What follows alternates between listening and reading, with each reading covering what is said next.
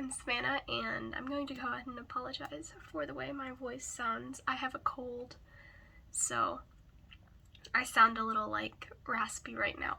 But today we will be reviewing Sense and Sensibility, which I just finished.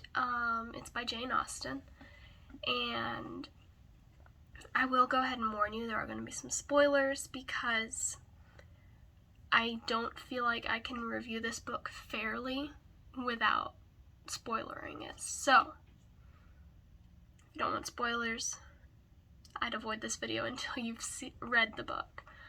I really enjoyed the characters, and I didn't feel like they were fleshed out very well. It may have been just me struggling to understand them, but I really did enjoy the characters. They were very interesting to follow and enjoyable to listen to and to see how they perceived life. And I really enjoyed the plot. It kept me intrigued. It was interesting, as in,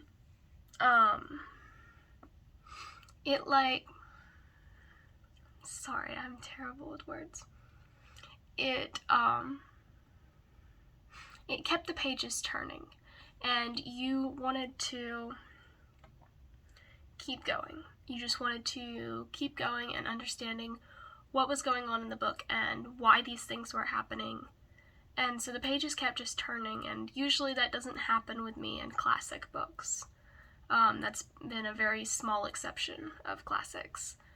And so now we're at the spoilers part.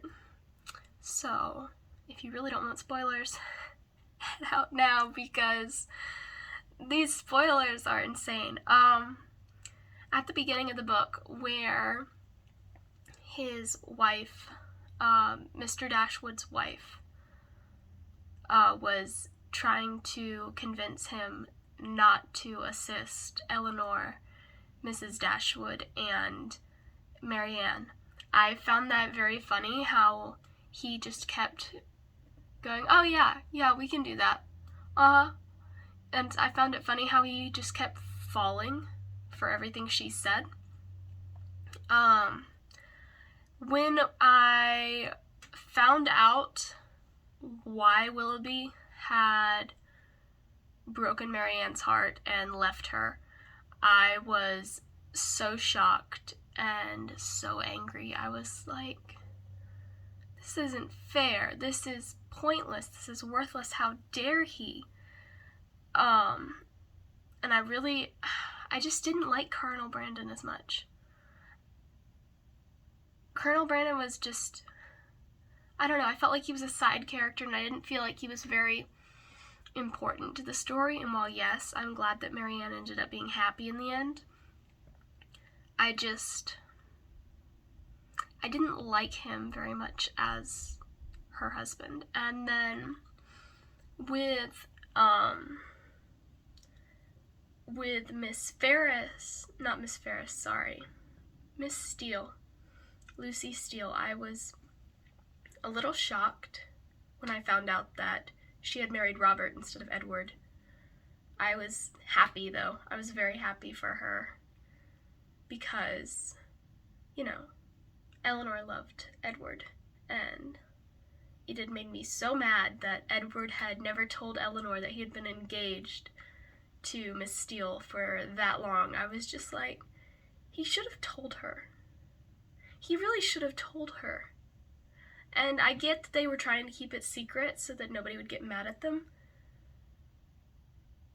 But I feel like Edward knew that Eleanor liked him. And so that made me a little mad that he had never told her and that she had to find out from Miss Steele. But I am glad that they ended up together in the end. Eleanor and Edward were perfect for each other, so. And then I would recommend this book to anyone who is well-versed in classics and knows, what they're looking for in a classic and how to understand the wording, because Jane Austen is definitely not a beginner reading level when it comes to classics. Her wording can often confuse people, and it definitely confused me several times, because she has these long paragraphs of just on and on and on and on. Like, I believe the chapter where Willoughby was explaining to Eleanor why he had broken up with Marianne was excessively long. It was just on and on and on and on and on. And sure, he was drunk, but I don't think it needed to be that long. And so I find that can be a little confusing for newer readers when it comes to classics. So I would definitely suggest reading a few other classics to get used to the reading of the writing of the 1800s before you actually read a Jane Austen book.